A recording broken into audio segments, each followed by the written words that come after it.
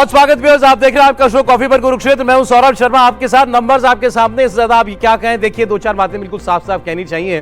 Congress party की अभी press conference चल रही थी। अब आपके मन में बहुत सारे सवाल होंगे, हर सवाल का जवाब तो हमारे पास भी नहीं है फिलहाल, क्योंकि अभी थोड़ी अनफोल्डिंग सिचुएशन है। दिख क्या रहा है? दिख ये रहा है व्यूअर्स कि जनता ने मोदी जी को फुल मैंडेट नहीं दिया, यानी 272 नहीं दिए। तो 300 पार, 350, 400 वो सब नारों को साइड में रख दीजिए। सवाल यह था कि क्या मोदी जी को अपने दम पर 272 मिली या अब मिल सकती हैं? जवाब है नहीं। 240, 41 यहां पर भारतीय जनता पार्टी है। कांग्रेस पार्टी 99, 100 यहीं पर है और यहीं पर रहेगी। तो ये नंबर्स अब बदलने वाले बहुत ज्यादा नहीं है। गिनती अभी कई सीटों पर चल रही होगी, लेकिन उससे कोई बहुत ज्यादा फर्क पड़ेगा नहीं।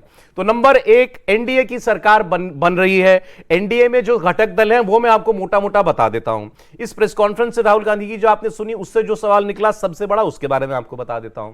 बीजेपी की अपनी 240 के ऊपर 16 सीटें, जो दूसरा सबसे बड़ा सहयोगी दल है वो है तेलुगु देशम पार्टी आंध्र प्रदेश से, जहां उन्होंने विधानसभा भी जीत ली है और वो सबसे बड़ी पार्टी बन गए लोकसभा में आंध्र प्रदेश में भी। नंबर दूसरे जो सहयोगी हैं भारतीय जनता पार्टी के, वो हैं बिहार से नीतीश कुमार, उनको मिले हैं 12 सीटें मिली हैं। तो ये इन दोनों को आप जोड़ दीजिए, ये हो जाती हैं 28। और भी घटक दल है, महाराष्ट्र में एकनाथ शिंदे की पार्टी है, नॉर्थ ईस्ट की कुछ पार्टियां होंगी। कुल मिलाकर के 293 पर आपको एनडीए दिखाई दे रहा है। पहला सवाल इस प्रेस कॉन्फ्रेंस से निकलने के बाद, क्या यह तय है कि देश में एनडीए की सरकार बनेगी? कांग्रेस पार्टी जिसकी अपनी 98 सीटें हैं और इंडिया गठबंधन जिसकी 232 सीटें हैं, क्या ये भी सरकार बनाने की कोशिश कर सकते हैं? क्या फिर वो जोड़ तोड़, खींचतान, तोड़ फोड़ सब कुछ आपको देखने को मिलेगा? इसका फाइनल आंसर अभी हम नहीं जानते, क्योंकि राहुल गांधी ने अभी एक कैन, जैसे कहावत है ना, किकिंग द कैन अंग्रेजी में, अभी वो टरका दिया है। अभी उन्होंने कहा कल हम अपने सहयोगियों से, इंडिया गठबंधन के लोगों से बात करेंगे और उसके बाद हम फैसला करेंगे कि हमको विपक्ष में बैठना है या हमको सरकार बनाने की कोशिश करनी है। लेकिन सरकार बनाने की कोशिश करना कोई इतना आसान काम इस सिनारियो के अंदर नहीं है। तो आप ये मान के चलिए कि जो आपको अभी परिस्थिति दिखाई दे रही है, इस परिस्थिति में नरेंद्र मोदी तीसरी बार प्रधानमंत्री बनेंगे। हां, यह जरूर है कि उन्हें अपने सहयोगियों को अब एकजुट रखने के लिए उन्हें कुछ अच्छा ऑफर करना पड़ेगा। बिल्कुल, क्योंकि ऑफर्स दूसरी तरफ से भी आएंगे। जैसे सर चर्चाएं चल रही हैं, कोई अगर नीतीश कुमार को पीएम पोस्ट की ऑफर कर दे कांग्रेस पार्टी, तो 12 सांसद हैं उनके, हमारे देश में सब कुछ हुआ है, तो ये भी क्यों नहीं हो सकता? लेकिन ये सब कुछ अभी देखिए, ये सब अनफोल्डिंग है। मैंने इसलिए कहा, बहुत सारे सवालों के जवाब देने के लिए हर्षवर्धन त्रिपाठी जी, समीर चौगांवकर साहब, राहुल महाजन साहब मौजूद हैं। शो की शुरुआत सर, मुझे लगता है व्यूअर्स को हमें ये कहकर तो करनी चाहिए कि हमारा असेसमेंट गलत निकला। नहीं बिल्कुल, और मतलब वी ओव इट टू देम। बिल्कुल हमारा असेसमेंट गलत निकला, और लेकिन हमारे असेसमेंट के गलत निकलने में एक लाइन तो आप लोग भी सोचिए, और आप लोग अगर अयोध्या गए हैं तब तो आपको बहुत सीधे से समझ में आ जाएगा। अगर अयोध्या की सीट भारतीय जनता पार्टी, हालांकि मैं खुद ही जिस दिन पहले दिन अनाउंस हुआ था लल्लू सिंह जी का टिकट, तभी मैंने कहा था कि बहुत खराब टिकट दिया है, लेकिन कितना भी खराब टिकट हो, अयोध्या में जो वीरान सुनसान, जिसको कहें कि मुर्दों का शहर जैसा लगता था, जिसका 800 मीटर का रेडियस था, वो दुनिया का सबसे चमकता शहर बन गया, और वहां भारतीय जनता पार्टी हार गई। तो वहां जब अगर हार गई तो हम सब के असेसमेंट को लेकर हम क्या बात करें, एक तो ये बताना जरूरी। दूसरा, अगर काशी जैसी जगह में, काशी में नरेंद्र मोदी वो हार जाते हैं, वो भी जीत जाते हैं, लेकिन जो अंतर रहता है वो बहुत कम हो जाता है। तो ये दो पैमाने, उसके बाद हमारा असेसमेंट, हम किन चीजों पर असेसमेंट कर रहे थे, क्या बात कर रहे थे, ये हम जस्टिफाई नहीं कर रहे हैं। हम गलत साबित हुए तो उसको हम स्वीकार करते हैं। मैं सिर्फ चाहता था कि ये बात एक बार हो जाए, क्योंकि ये अच्छा है, मतलब ये ठीक है, हम कोई गलत साबित हुआ तो हुआ। अब जो सवाल है इस वक्त का सबसे बड़ा सवाल वो ये है कि आप नरेंद्र मोदी को ही तीसरी बार प्रधानमंत्री बनते हुए देख रहे हैं। एनडीए की सरकार बनेगी, नो इफ नो बट, या राहुल गांधी ने जैसा अभी उसको ओपन एंडेड छोड़ दिया है कि हम कल बात करेंगे अपने सहयोगियों से, कोई कोशिश करके, कुछ प्रयास करके कुछ उसका निकलना है क्या? मुझे लगता है इसकी गुंजाइश बिल्कुल भी नहीं है कि राहुल गांधी और कांग्रेस इंडिया गठबंधन की सरकार बना सकते हैं। बनाने के लिए आंकड़े तो होना चाहिए ना। कांग्रेस 99 सीटों पे, अभी 100 सीटों पे भी नहीं पहुंची है। कांग्रेस कैसे 272 का साथियों के साथ बना पाएगी? कांग्रेस ने जब भी कोalition की सरकार बनाई, आप कांग्रेस का इतिहास देख लीजिए। 1989 में जब कांग्रेस ने सरकार बनवाई थी तो कांग्रेस के पास 197 47 सांसद थे। 2004 में जब कांग्रेस और कोalition की सरकार बनाई तो कांग्रेस के पास 145 मेंबर ऑफ पार्लियामेंट है। 2009 में कांग्रेस ने बनाई तो 2000 शायद 45 कांग्रेस के पास सांसद थे। 99 सांसद जिस सबसे बड़ी पार्टी के पास हो, वो 272 का आंकड़ा कैसे जुटाएगी? भारतीय जनता पार्टी आज खुद इस स्टेज पे खड़ी है कि सिर्फ उसको 30 से 35 सांसदों की जरूरत है। भाई आप 99 से मत जोड़ो ना, आप 232 से जोड़ो। 232 से जोड़ना 232 से बिल्कुल, मैं भी यही 232 पे हैं वो। टीडीपी तो टीडीपी और नीतीश अलायंस है। अगर आप वो भी उनको मिला 232 देख रहे हो, लेकिन तो आप सामने भी 28 देखो और ना, मिला लीजिए इसमें। 293 तो ऑलरेडी है ना, 272 से ज्यादा तो उनके पास ऑलरेडी है। मैं सर ये मानते हुए मैंने सवाल किया है कि नीतीश कुमार को कुछ ऑफर हो जाए। देखिए, टीडीपी जो इसमें टीडीपी 28 तो आप जोड़ लीजिए, इसमें 28 जोड़ लीजिए, जोड़ चलिए लीजिए, मान 28 जोड़ दीजिए, इसके तब भी अंदर आप 272 नहीं पहुंचेंगे। तो 260 होते हैं। 260 होता है, लेकिन इसको थोड़ा यूं भी देखिए कि 273 से 20 सीटें ज्यादा हैं अभी का जो नंबर है, जो भी 2-4 इधर दो, ये 20 सीटें मतलब हुआ कि अकेले न तो नीतीश जी जाके कुछ कर पाएंगे, ना अकेले जाके नायडू जी कुछ कर पाएंगे। और अभी की जो स्थिति है, नायडू जिस तरह की राजनीति करते हैं, देखिए कोई इस देश में, चूंकि लोग भूल जाते हैं, इस देश में डेवलपमेंट पॉलिटिक्स का बड़ा नेता चंद्रबाबू नायडू, जिस आदमी ने सही में हैदराबाद को साइबराबाद बनाया, और आज जो लोग कह रहे हैं उस समय बाहर से जो विदेशी कंपनियां थी उनको लेकर आने वाला आदमी, उनके लिए सबसे बेहतर होगा कि नरेंद्र मोदी जैसा व्यक्ति केंद्र में बैठा हो और आंध्र प्रदेश वो पूरी तरह से चलाएं, क्योंकि राज्य को नए सर नायडू साहब से ज्यादा सवाल आ रहे हैं नीतीश कुमार जी को लेकर के। सच बताऊं मैं आपको, नहीं, बिल्कुल। नीतीश कुमार क्या करेंगे, कब क्या कर दें, कौन नहीं, जानता पर है? देखिए नीतीश कुमार ने क्या किया। नीतीश कुमार ने बिहार में जब उसे लगा कि नीतीश कुमार को कि आरजेडी मेरी पार्टी तोड़ देगी, तो पलटे ना वो। यहां पर नीतीश कुमार अगर आते भी हैं तो वो नंबर पूरा नहीं होता जिसके कारण कुछ मिल जाए उनको। अगर मैं मान लेता हूं चलिए नीतीश कुमार आ जाते हैं, बाकी आते हैं 260 पहुंचेंगे, आप मान लीजिए वाईएसआर को भी इसमें जोड़ लीजिए, वाईएसआर के थोड़े बहुत नंबर जितनी भी हैं उनकी। चार सीटें आई हैं, वो भी जोड़ लीजिए। उधर मैं बोल रहा हूं कि अनलाइकली सिनेरियो के अब बीजेडी भी एक सीट आई है शायद, एक वो सीट, एक सिर्फ वो एक जोड़ सीट। लीजिए, सोचिए, ये भी कमाल है ना। अगर आप अदर्स में भी जोड़ बीआरएस लेंगे, की पता नहीं एक है कि नहीं है, BRS BRS साफ है, पहले। जीरो है। जीरो और हो गया। अगर वो 8-8 इंडिपेंडेंट जो 18 आपको दिख रहे हैं उसमें से भी तोड़ लीजिए, बड़ी मुश्किल सरकार होगी। एक्चुअली बहुत ज्यादा पार्टियां बची नहीं है इधर उधर खींचतान लेकिन करने के वाई- लिए। पहले से ही चूंकि खेमेबाजी बढ़िया हो गई ना, दोनों तरफ एनडीए और जो इंडिया नाम से पहले alliance से बना है, बना हुआ ना दोनों सारा। खेमेबाजी मैंने ये पक्की सवाल है। आपसे इसीलिए किया कि this is out of the question कि एनडीए के अलावा कोई और गवर्नमेंट की कोशिश भी करे बनाने की। नहीं, कोशिश करेंगे, मुझे लेकिन वो नहीं लगता सरकार बड़ी खराब सरकार होगी। मतलब जब इंडिपेंडेंट आपको इतने सारे लेने पड़ेंगे तो किस तरह की खींचतान देखिए, होगी लेकिन आपको? इसमें मेरा एक थोड़ा सा जिसको कहे ना कि काउंटर व्यू है, और आप डेविल्स एडवोकेट कह लीजिए, ये जो गठजोड़ है जो 232 पे खड़ा है, इसको ये वाली चिंता थोड़ी ना है कि हम सरकार चलाएंगे, कुछ अच्छी सी नीतियां बनाएंगे। जो 24-25 लाख करोड़ के बजट को यूं बोल रहे हैं जिसे पता नहीं कहां से आएगा 44 लाख करोड़, उनको सरकार चलानी नहीं है, ये थोड़ा सा समझिए। नरेंद्र मोदी 293, 292, 294 या जितने पे भी हो जाए, उनको सरकार चलानी है, इनको सरकार गिरानी है, इनको सरकार ऐसे कर देनी कि लोगों का भरोसा टूट जाए और इसके बाद लोग कहें कि अरे भाई कोई क्लियर मेजॉरिटी नहीं हो सकती। और कमाल की बात ये, एक बड़ा वर्ग है जो क्या कहता है, सब मिलजुल के सरकार नहीं, चलाएं। मैं बोल रहा हूं, नहीं, अगर नहीं, वो suppose सही कह रहे हैं, सही कह रहे हैं। अनलाइकली सिनेरियो में राहुल कांग्रेस जो है ये मिलीजुली सरकार बना ले तो बीजेपी चुपचाप बैठी रहेगी? नहीं बैठेगी, नहीं, तो वो अभी बीजेपी ही अगर अपर हैंड है। 3 महीने में 4 महीने में बीजेपी वो सरकार गिरा देती है तो उसका क्या असर आएगा? देखिए साहब, देश के अंदर कोalition सरकारें जितनी भी रही, उसमें किसी सरकार में, किसी भी सरकार में 240 वाली पार्टी सत्ता में नहीं हो, ऐसा कभी नहीं हुआ। बिल्कुल कांग्रेस कुछ यूपीए 2 में 200 कुछ सीटें मिली थी। नहीं, 100 के 206 नीचे वाली मिली थी पार्टी शायद। भी। बिल्कुल, अब 206 फिर आप इंडिविजुअल बात कीजिए कि 100 के नीचे वाली पार्टी नहीं रही, और अगर वो रही तो चंद्रशेखर हुए, इंद्र कुमार गुजराल हुए, देवगौड़ा हुए, जिनका कोई मतलब नहीं रहा, जिनको जब चाहे तब बैठाया, जब चाहा तब नहीं, उठा दिया, मुझे गिरा दिया। 293 सीट जो है, मेरा ये कहना है, ये तो गठबंधन की पार्टी रही है ना, इंडिया गठबंधन पहले चुनाव के पूर्व का गठबंधन इन है। एनी केस मैं अब सारे कुछ भी सिनारियो 240 अगर भारतीय जनता पार्टी को मिली है तो सरकार भारतीय जनता बिल्कुल, पार्टी ही बनाएगी, बिल्कुल, प्रधानमंत्री मेरा भी नरेंद्र शुरुआत मोदी कर ही ली है। होंगे। Clear? मांझी से बात हो गई है, चिराग पासवान से बात हो गई, चंद्रबाबू नायडू से बात हो गई, और मैं आपको यह भी बता दूं कि अमित शाह ने अभी वाईएसआर के जगनमोहन रेड्डी से बात की है। जगनमोहन रेड्डी भी इनको समर्थन देगा, क्योंकि जगनमोहन रेड्डी इस बात को जानते हैं कि उनके पास जिस तरीके के आरोप लगे हैं और जिस तरीके से वो केसेस फंसे हुए हैं, अगर वो विपक्ष में जाते हैं तो मुश्किलें बढ़ेगी। उन्हें चंद्रबाबू नायडू से बचना है। चंद्रबाबू नायडू मुख्यमंत्री बन रहे हैं, अपने को बचाने के लिए वो भारतीय जनता पार्टी का समर्थन देंगे और अपने आप को प्रदेश की राजनीति में बचाए रखेंगे। अब थोड़ी सी बात कांग्रेस की करनी चाहिए, क्योंकि राहुल गांधी प्रेस कॉन्फ्रेंस कर रहे थे, आपने देखा राहुल गांधी कितने खुश थे। खुश होंगे आज, वो बहुत खुश होंगे। उनकी खुशी की वजह क्या है? वो चुनाव जीते नहीं है, वो चुनाव हारे हैं। कांग्रेस पार्टी की 100 सीटें पूरी नहीं हुई हैं। कांग्रेस पार्टी 100 सीट नहीं पहुंची है। राहुल गांधी बहुत खुश है, लेकिन वो आप संविधान इसको वाली वो ऐसे- किताब भी लेकर ऐसे के आए थे। बताइए थोड़ा और अच्छा खुशी होगा। इस बात की है, खुशी उस बात की है कि मोदी को 272 नहीं आया। हाँ, मोदी को हमने मेजॉरिटी से रोक लिया।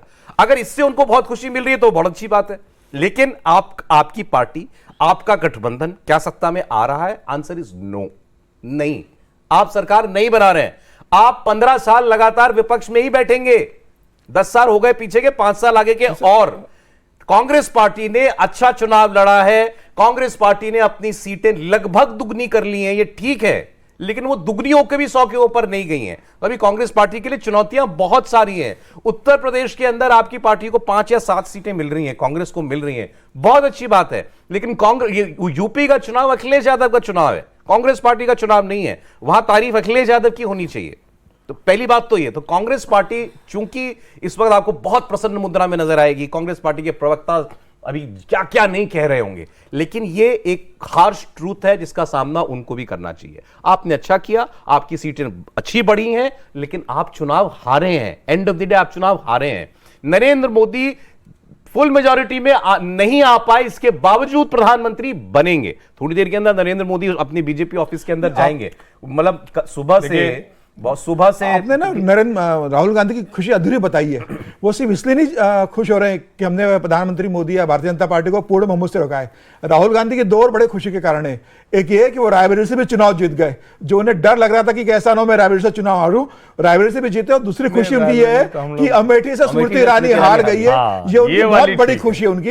ये 2 खुशी उनको डर लग रहा था कि कहीं ऐसा ना हो कि स्मृति ईरानी फिर जीते और मैं हारूं। इसके लिए उनको खुश होना चाहिए। खुशी का कारण देखिए उनकी बनती है। कांग्रेस के लिए देखिए ये चुनाव जो है सच में जीवन अच्छा मरण का चुनाव प्रश्न है। था, बिल्कुल। देखिए बहुत अच्छा चुनाव है। अगर आप हरियाणा में जो है बीजेपी को जो है रोक लेते हैं, हाफ कर अगर दिया आप मेरे ख्याल से। पंजाब में अपनी पंजाब एक में, सिर्फ हाँ। लॉस होता है आपको, आप कर्नाटक में 10 सीटें जीता, महाराष्ट्र में सबसे बड़ी पार्टी हो जाते हैं, तो ये बड़ा अच्छा चुनाव है कांग्रेस के लिए। और बहुत मतलब ये सराहना करनी पड़ेगी कि उन्होंने ऐसा चुनाव जीता है। अब वो अपने कारण जीता है या दूसरों की हार के कारण जीता है, जो भी होगा, लेकिन बहुत अच्छा चुनाव। देखिए चुनाव का विश्लेषण तो आने वाले कई हफ्तों तक चलता रहेगा व्यूअर्स, लेकिन मोटे तौर पर समझने की बात क्या है उसको थोड़ा सा महीन करते चलें।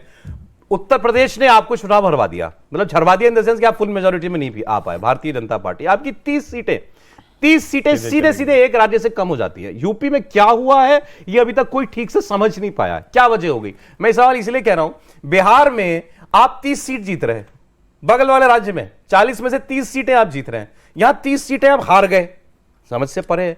उड़ीसा आप स्वीप कर रहे हो, गुजरात आप स्वीप कर रहे हो, एमपी में आपने जो एक सीट रह गई थी वो भी जीत ली है।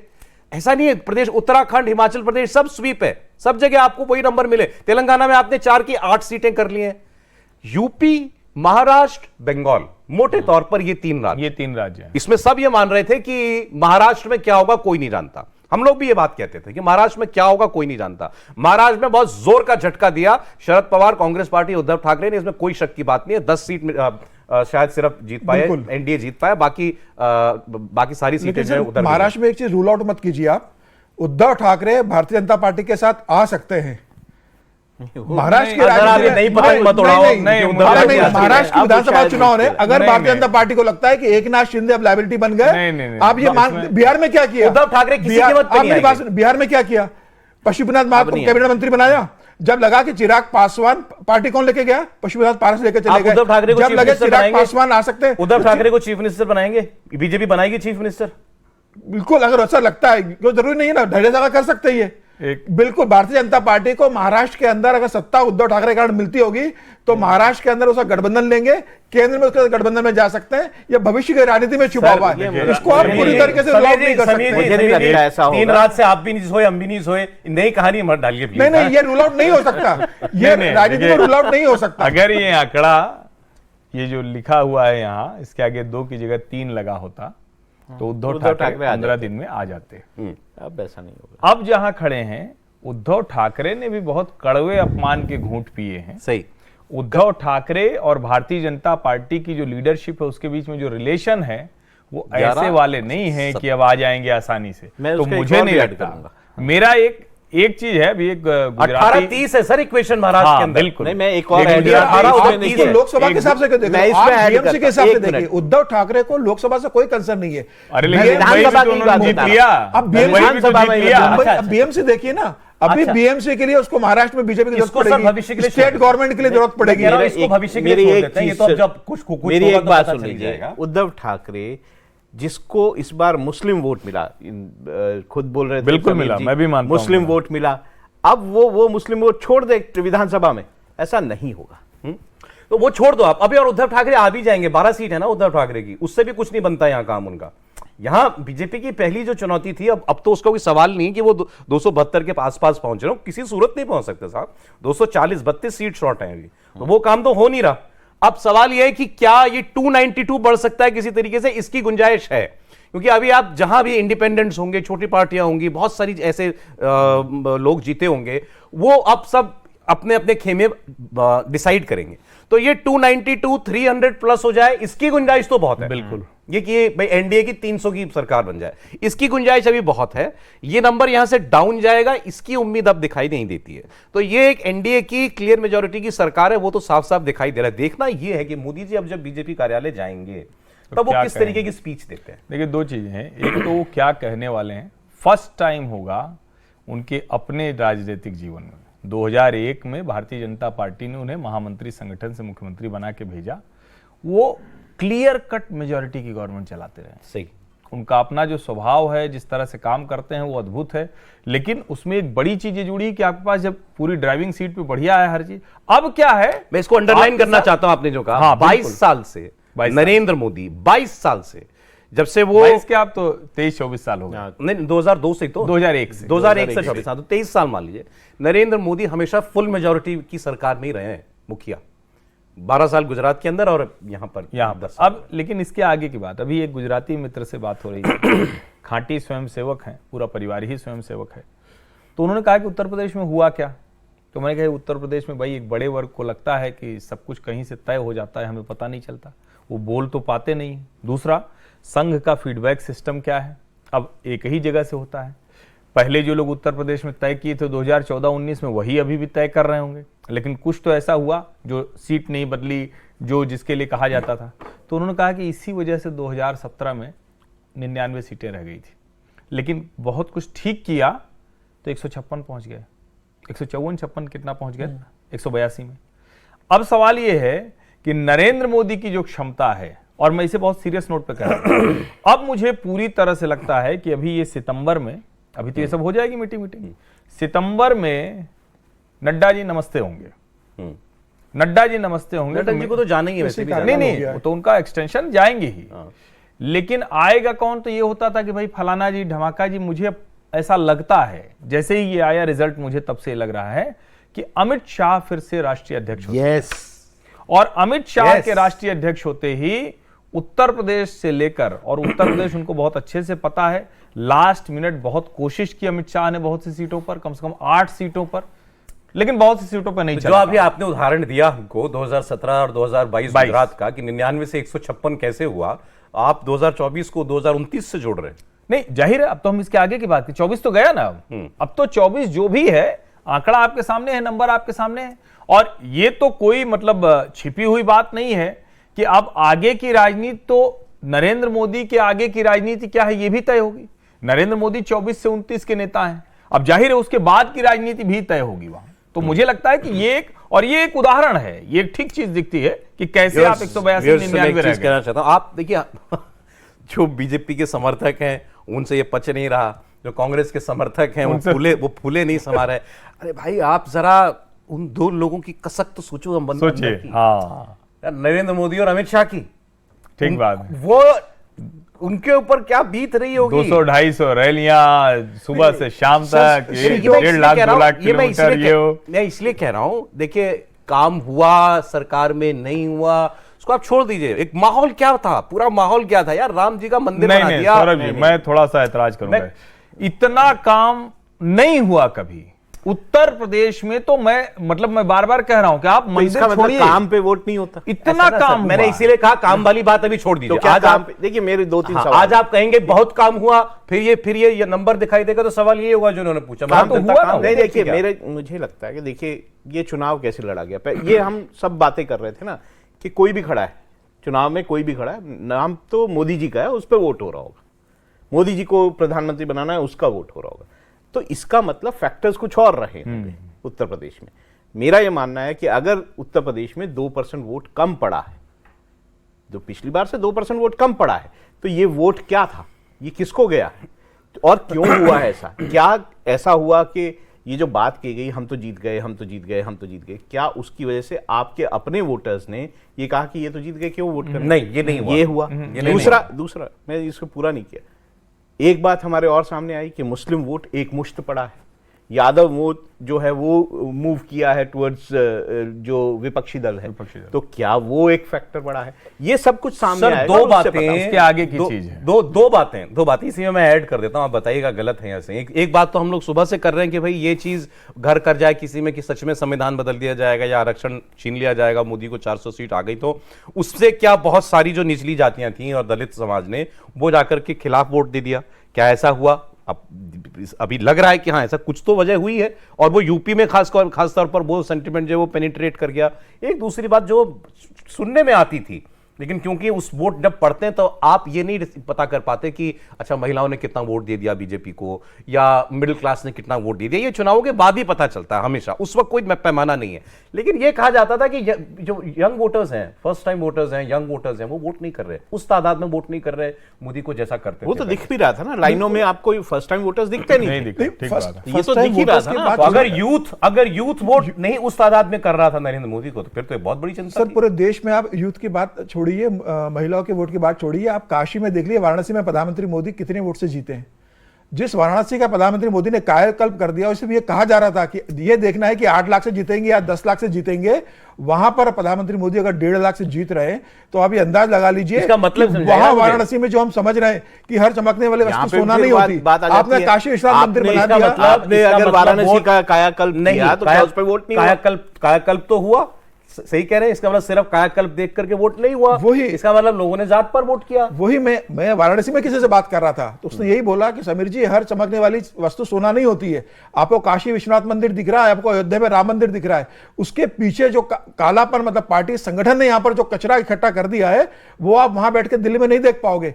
यही कारण है कि बोले अयोध्या आ रहे हैं और यही कारण है कि प्रधानमंत्री मोदी 1.5 लाख वोटों पर जाके टिक रहे। बोले ये उनकी आंखें खोलने के लिए जनता ने बताया है कि आप दिल्ली से बैठकर वाराणसी को और अयोध्या को मत देखिए। मुझे लग रहा है संगठन स्तर पर बहुत कमजोरी रही होगी भारतीय जनता पार्टी, जिसके कारण अगर ये नैरेटिव चला और इसका कोई कहीं प्रूफ आए तो फिर हम इस पर आगे और बात करेंगे कि भाई आरक्षण छीन लेगा मोदी चला। और इसलिए निचली जात वालों ने वोट नहीं देखिए, किया। अगर ये बात चल रही है जो सर, है अगर ये बात मध्य प्रदेश में लागू कर दें तो क्या हुआ? राहुल जी क्या वहां पे विकास पे वोट नहीं हुआ? राहुल जी विकास छोड़िए ना, मैं कह रहा हूं अगर ये बात चली है कि मोदी आरक्षण छीन लेगा, इसको सीटें मत देना, तो देश में ये मेरे ख्याल से, मैंने तो नहीं इससे पहले देखा कि विशुद्ध झूठ पर किसी पार्टी को वोट मिल गया। नहीं, क्योंकि मैं ये तो सिर्फ और सिर्फ झूठ था। उसके पीछे वजह होती है। देखिए सौरभ जी, मैं बिहार के उदाहरण से कह रहा था, एक तो ये कि कोई कुछ भी कहे, मध्य प्रदेश में जातिवाद के खांचे थोड़े दूसरे तरह के हैं, थोड़े बड़े खांचे हैं। यूपी में बड़े छोटे छोटे खांचे हैं और उसको और छोटा करने का काम अमित शाह ने बिहार किया में था। तो वैसे ही लगभग बिहार खांचे में है, लेकिन बिहार में उनके लीडर सब इनके साथ हैं। बिहार लेकिन में दोनों का फर्क अगर क्या है? बीजेपी और जेडीयू जीत रहा है मिलके, तो फिर वो कैसे उनके आप लागू सारे बड़े नेता इनके साथ हैं। यहां मुश्किल दलित क्या का है? नेता आपके पास क्या- है, ईबीसी का बिल्कुल, नेता आपके सारे पास आपके है, साथ ओबीसी का हैं। नेता आपके पास है। आपने उत्तर प्रदेश में ओबीसी और ये सारे नेता खड़े किए आप ना, मैसेजिंग तो नहीं कर candidates पाए। खड़े किए ना, तो तो फिर वो लोग नहीं कर पाए कन्वे। नहीं देखिए, ये तो नहीं हो सकता ना, एक जगह कन्वे हो रहा है दूसरी जगह नहीं हो पा नहीं, दूसरी जगह नहीं हुआ ना, उसके पीछे समझिए।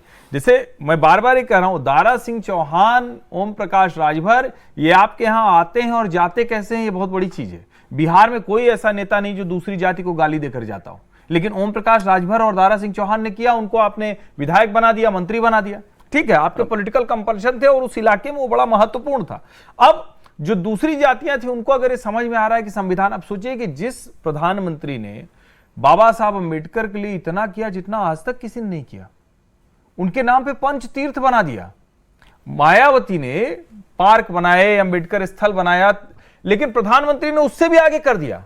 और इसका मतलब क्या हुआ? इसका मतलब कि जो हिंदुत्व अम्ब्रेला आपका था, आप उससे छोड़ के जो जातीय गुणागणित बिठाने में गए, उसने आपको बैकफायर आप ये किया। बताइए, जेडीयू का तो वोट बैंक अति पिछड़ा वर्ग है। अति पिछड़ा है, बिल्कुल। तो अगर ये पिछड़े वाला चला होता कि तो बिहार में नहीं चला ना, इसीलिए नहीं, आरक्षण छीन लेंगे, लेकिन तो सब जगह चलता। बिहार में इसी नहीं, सब जगह नहीं चलता है ना। सब जगह कैसे चलेगा?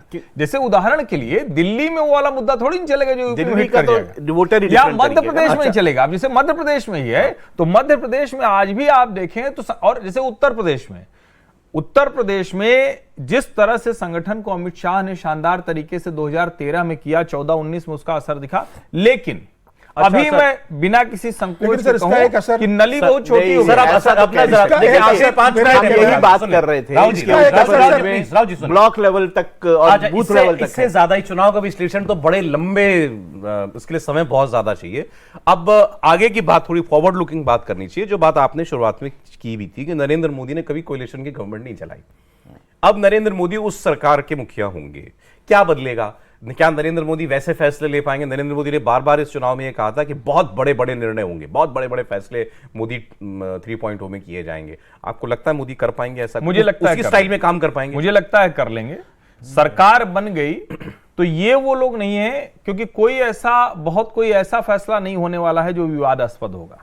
वो सारे फैसले इकोनॉमी से जुड़े हुए हैं, वो सारे फैसले ऐसे होंगे जिसको आप कल्चरल हेरिटेज से जुड़े हुए कहेंगे। अभी कोई ऐसा कंट्रोवर्शियल, कोई ऐसा डिसीजन नहीं लेना है जिसमें इसकी मुश्किल हो। नहीं, देखिए, कॉमन सिविल कोड क्या नीतीश मानेंगे? यूसीसी ले आएंगे क्या? सही बात नहीं, है। कॉमन सिविल कोड नहीं UCC मानेंगे, ठहर जाएगा। ठीक है। मैं दूसरा अगर कुछ और नहीं हुआ दूसरी तो एक और UCC बोल ठहर रहा हूं। जाएगा। देखिए, क्या वन नेशन वन इलेक्शन, ये होती है कंपल्शंस, ये होती है कोalition गवर्नमेंट की कंपल्शंस। यूसीसी ठहर जाएगा। मेरा टीडीपी मेरा नहीं इसमें कहना मानेगा है, और सर, जेडीयू भी नहीं मानेगा। प्रधानमंत्री मोदी जिस तरीके से सरकार चलाते हैं, वो समझौता करके सरकार चलाने वाले व्यक्ति नहीं है। वो कभी समझौता नहीं करेंगे कि मैं अपने किसी एजेंडे पर समझौता करूं और सत्ता चलाऊं। वो अपने टर्म से सरकार चलाएंगे, भले ही बहुमत की सरकार नहीं है। वो अपने सहयोगियों के भरोसे में लेंगे, सहयोगियों वो के साथ सारे भी सरकार निर्णय नहीं लेंगे वो जो है। चाहते नहीं, होंगे। एक चीज। बड़े निर्णय के लिए वो कन्विंस करेंगे। बाहर अब आर्टिकल फिर से 370 पहले लेके की आए। तरीके से कॉमन मिनिमम प्रोग्राम सर, बनेगा। आर्टिकल 370 लेकर आए। नहीं, क्या नहीं, राज्यसभा ये में नहीं बहुमत था? होगा। क्या ये नहीं होगा। राज्यसभा ये जो में आपने बहुमत कहा था? ना, ये वाला नहीं होने वाला है। कोई कॉमन मिनिमम प्रोग्राम नहीं बनेगा। सरकार इसी तरह से चलेगी, और अगर ऐसा कोई कंपल्शन होगा तो फिर मैं बिना किसी हिचक के कह सकता हूं, नरेंद्र मोदी बदलने वाले नहीं है, भले वो सरकार से बाहर। सर, आर्टिकल 370 लागू नहीं किया होने था, वाला। बहुमत था क्या? राज्यसभा में नहीं था ना। सपोर्ट लिया और उसको इंप्लीमेंट किया। support प्रधानमंत्री उन्हीं मोदी और लोगों अमित शाह से जानते हैं कि हमारे जिस दिन एजेंडा को शपथ कैसे ग्रहण लागू हो करना है। जाएगा, सपोर्ट तो जिस उन्हीं दिन लोगों शपथ से ग्रहण हो लिया ना, जाएगा, ये ISR नंबर वगैरह अपने से आप लिया। बढ़ जाएगा। अच्छा, अभी राहुल गांधी, वो खड़गे साहब ये कह रहे थे कि this vote is against Modi, Modi should not be the prime minister. 2.5 गुना पे बैठा हुआ आदमी है। राहुल गांधी की पार्टी 100 के नीचे, 240 के ऊपर, और ये वोट मोदी के अगेंस्ट है। देश का कोई राज्य नहीं है, जिन राज्यों में भारतीय जनता पार्टी की कल्पना नहीं की जा सकती थी, उस ओडिशा में, आंध्र प्रदेश में वो सरकार का हिस्सा बनने जा रहे हैं। केरल में उनका एक शायद खुला ना, त्रिशूर वाली एक। तमिलनाडु में 3.5 से 10 पॉइंट समथिंग हो गया, यानी 3 टाइम्स बढ़ गए।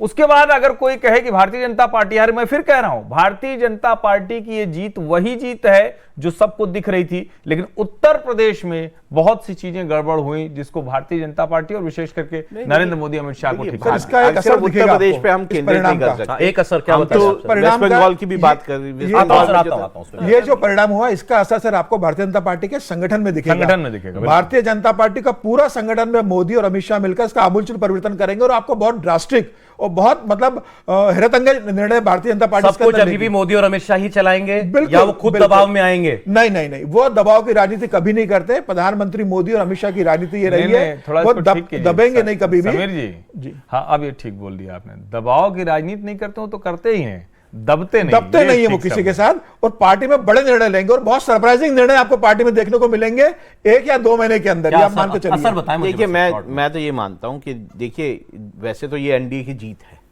तो सरकार बना रहे हैं, एनडीए की जीत है, लेकिन देखिए, वोट तो नरेंद्र मोदी के नाम पे मांगा गया ना। हाँ, ये नरेंद्र 240 की भी मोदी गारंटी। के नाम पर ही है मोदी भाई। के। भाई, नरेंद्र मोदी की गारंटी पे वोट मांगा गया, नरेंद्र मोदी की उस पे वोट मांगा गया। तो एक बात तो संगठन में जाएगी ना कि आखिर क्यों मैंडेट उस तरह का नहीं मिला जो हम सोच रहे थे कि अगर 370 की बात कर रहे थे, या अगर हम बात करें 325 26 जो भी वैसा मैंडेट क्यों नहीं मिला, तो इस पर बात होगी और संगठन में भी बात होगी।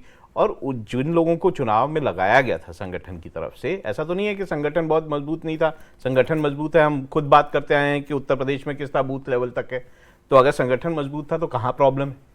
और ये भी ऐसा हम ये भी जानते हैं कि इस सरकार में जो बड़े बड़े फैसले हैं वो नरेंद्र मोदी अमित शाह लेते हैं। तो देखिए, ये तो उन्हीं को अपने आप में समीक्षा करनी पड़ेगी कि आखिर ऐसा क्या हुआ। लेकिन एक और जरूरी चीज है जिसको नरेंद्र मोदी की ही कॉन्स्टिट्यूंसी में अगल बगल से बाहर से लोग आते हैं और वहां के लोग ये कहते हैं कि अच्छा ये आएगा तो अब ये विधान परिषद चला जाएगा, ये आएगा तो ये राज्यसभा चला जाएगा। भाजपा का बरसों से काम कर रहा कार्यकर्ता कहाँ जाएंगे?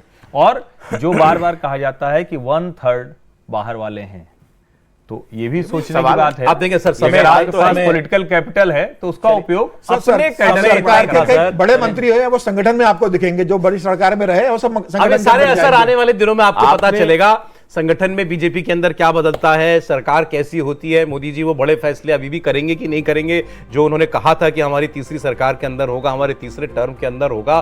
सभी लोग अभी तक तो यही कह रहे हैं कि नरेंद्र मोदी की फितरत में दबना नहीं है। नरेंद्र मोदी जिस तरीके से काम करते हैं उसी तरीके से काम करेंगे। और ये नंबर जो है 200, अगर आप ऐसे सिर्फ 240 सोचेंगे तो बहुत छोटा किसी को लगेगा, लेकिन नंबर उतना छोटा है नहीं, 240 है। 240 के ऊपर अभी वो 293 आपको दिखाई भी दे रहा है।